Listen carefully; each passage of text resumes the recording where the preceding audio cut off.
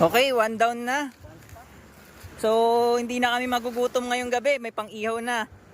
Kung baka magdali ka, isip mo si... Ihaw mode. Yan, sarap. Parang ano na, nagutom ako kagad. Masarap, papa. So, meron kaming tuyo, meron kaming hotdog. And ayan. Ayan, si Master, oh. Latag ng tent. Pa tayo. Ang tanong na talagang matutulog ka ba? Mamaya. So, alright. So, tig-isang tent. Parang maliit lang yung ano mo, no? Pang solo. Oo. Bagay, pwede na yan. Bagong-bago, bininyagan niya yung tent niya.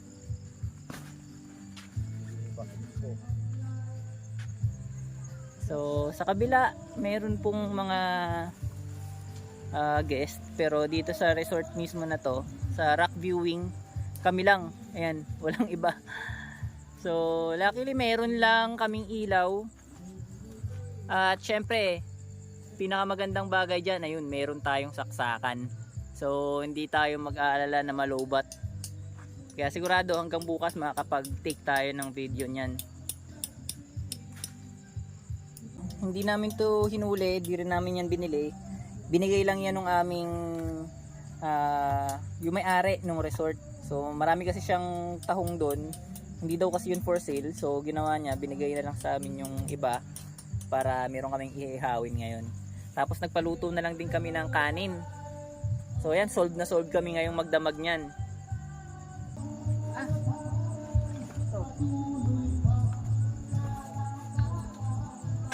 Wala pa kaming huli, kaya ito lang muna yung ulam namin.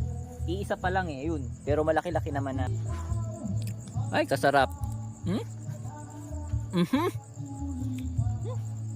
So, alas 12 na. Try namin mag-wait dito. Sana may huli.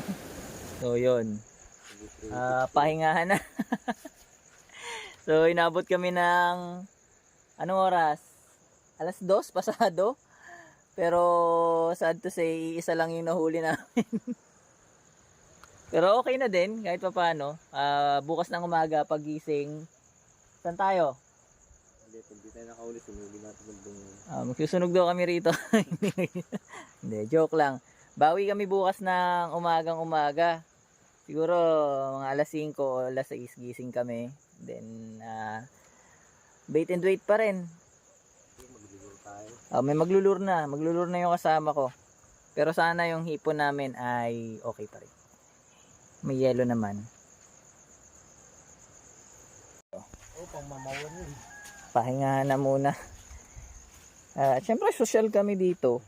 May kanya-kanya kaming tent. And the magic carpet ride. Alright. Ang problema natin, wala tayong... Sapin. Oo, wala tayong sapin. Wala rin tayong unan. Gagawin natin, edi.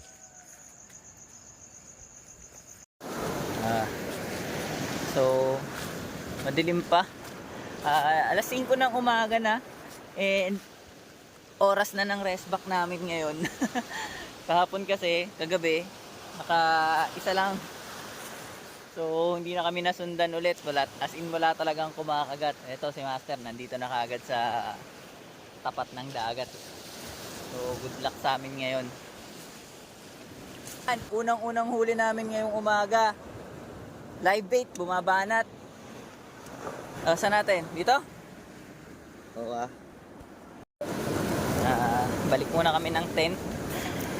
Since hindi pa kami nagkakape, and syempre sayang yung umaga nang hindi ka nagkakape, di ba? So, balik kami maya-maya. Pero siguro, susubukan namin naman dun sa may taas para makapaghagis kami ng mas maayos dahil masyadong mababaw na dito eh.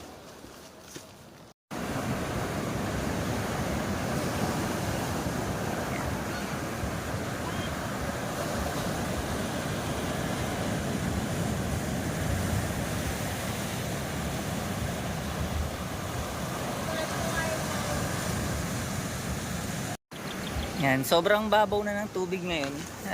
Parang pinakamababa na yata ito eh. So mamaya maya paakyat na ulit yan. Actually kapag yung tide ay normal, wala tong tinutungtungan namin na to. Lubog yan.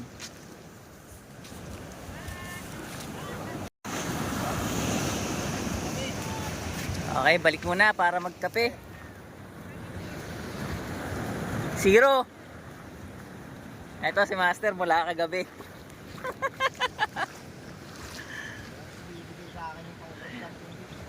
Ayaw talagang pagbigyan yung bago niyang Ryobi. Ultra Zero.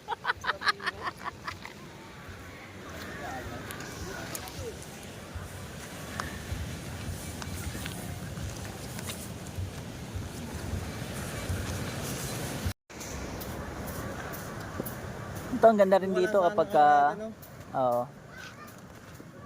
Hindi, okay yung alon eh. Ang kaso, yung damo talaga ang problema natin.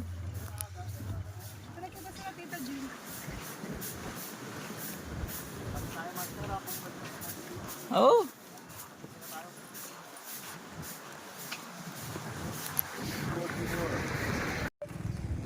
Okay, kape muna.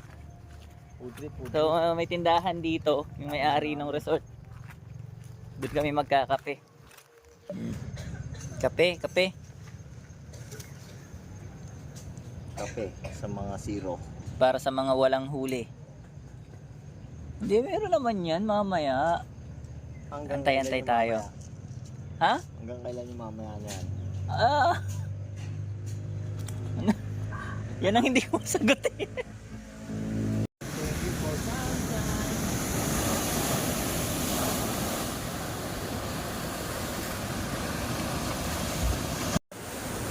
Negro na nga ako no. Basang-basa pa. Andito kami kanina sa sa baba na to. Kaso okay sana yung alon, walang problema kahit ganyang kalakas eh. Pero yung mga damo nakalutang. So kawawa yung pamingwit namin dito. Balik kami dun sa dating pwesto. Dami. Ha? Oo, sayang. Ganda sana ng alon dito oh. Dami lang naming kalaban.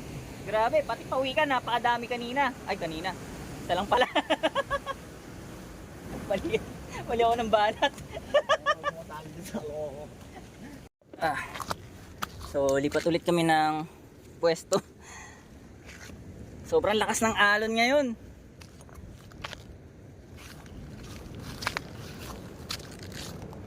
Baligtad na baligtad sa kagabi medyo tahimik pa yung alon kahapon hanggang gabi.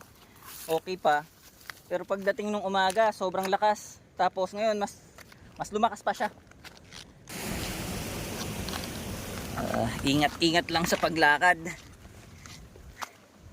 Masyadong matatalim yung bato rito eh. Ang sakit sa paa. Talagang kahit ganito yung suot kong sapatos, tumatagos siya.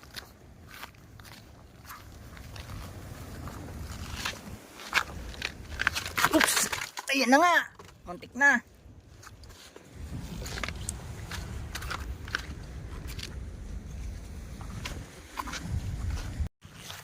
Yan.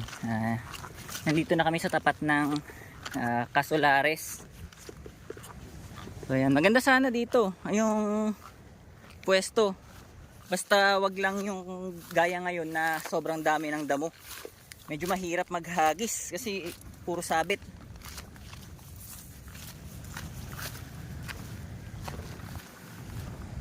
So baka manggilid na lang kami ngayon dito sa taas. Kasi hindi katulad ng dinaanan namin kanina, medyo alanganin, sobrang lakas ng alon. So para safe, dito kami sa taas dadaan. Pati dun sa mga kabilang side na yan.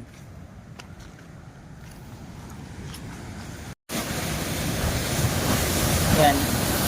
Last time na nagpunta kami dito, hindi pa ganyan katindi yung buo pa yan. Makapaglakad ka pa dyan sa bato na yan. Pero ngayon natibag na siya sa sobrang lakas ng alon. Swerte na lang na walang tao dyan nung natibag yan. Pero kasi pagka low tide, pag maayos yung alon dito, tinutungtungan yan eh. Yan.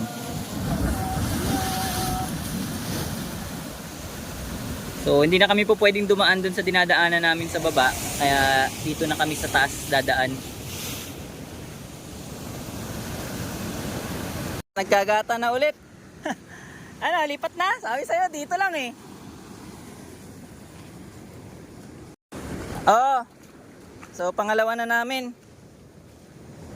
Layo pa ng inikot namin, dito lang pala sa mismong tapat ng campsite. Okay na eh.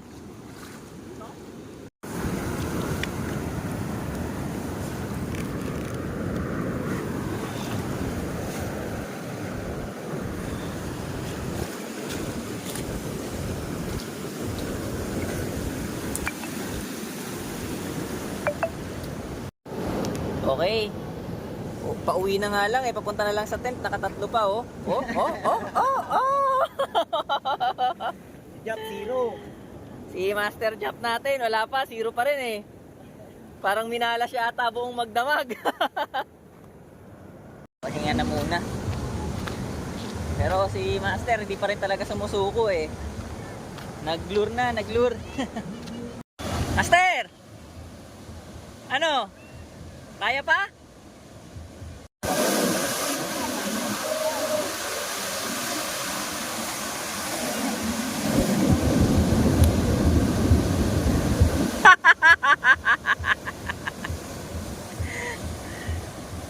Sinawaan na, sinawaan. Kaya pa? Oo. After natin kumain, punta tayo dyan. Oo, tara. Grabe, namumuti ang alon dito ngayon. Samantalang kagabi, ang ganda-ganda ng alon eh.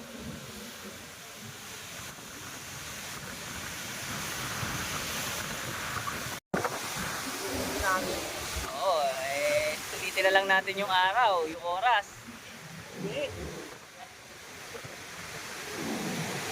Buti nga hindi ganun kasakit sa balat yung araw ngayon. Ayun oh, kita mo, grabe yung alon dito. Hindi kaya ng mga pamingwit namin.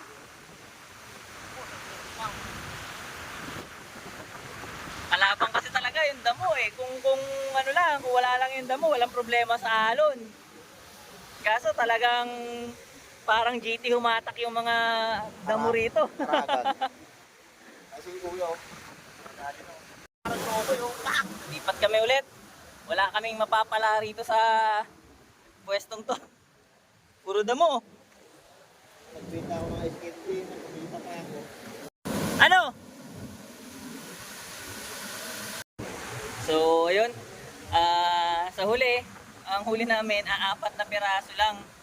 Pero okay na din kahit pa paano. Nakapaglibang-libang. Putol na. So, siguro pwede na kami magpahinga niyan. Maya-maya. Isipat na ba tayo? Parang ayaw pa sumuko ng kasama ko eh. Pero yung video namin hanggang dito na lang muna siguro. Tingin ko wala nang madadagdag. Putol na yung 20 pounds niya. Okay, salamat, salamat.